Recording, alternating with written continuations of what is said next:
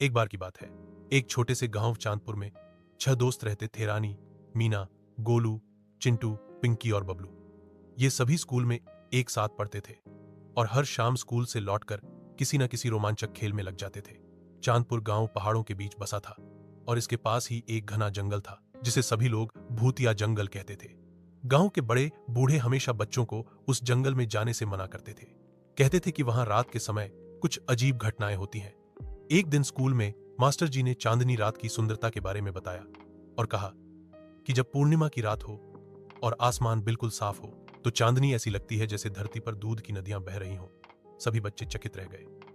रानी ने फुसफुसाते हुए कहा, क्यों ना इस पूर्णिमा की रात हम सब मिलकर चुपके से भूतिया जंगल की तरफ चलें और देखें कि आखिर वहां ऐसा क्या है।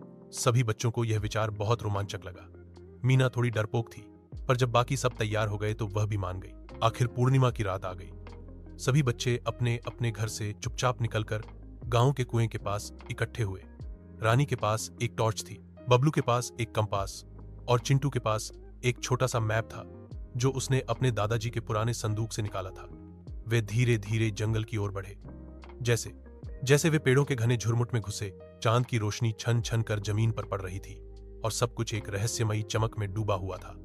तभी पिंकी की नजर एक चमकते पत्थर पर पड़ी। उसने झुककर उसे उठाया तो देखा कि वह कोई आम पत्थर नहीं बल्कि एक चमकता हुआ नीला क्रिस्टल था। गोलू बोला, शायद यह किसी खजाने की निशानी है। तभी अचानक हवा में एक अजीब सी सरसराहट हुई और एक ठंडी लहर बच्चों के शरीर से टकराई। सभी ने एक दूसरे की तरफ देखा और डर के मारे सिहर गए, पर रानी ने हिम्मत दिखाई और बोली, हम वापस नहीं जाएंगे। अब हम जानकर ही रहेंगे कि इस जंगल में क्या रहस्य है। वे आगे बढ़ते गए और एक टूटी फूटी कुटिया के पास पहुंचे जो जंगल के बीचों बीच थी।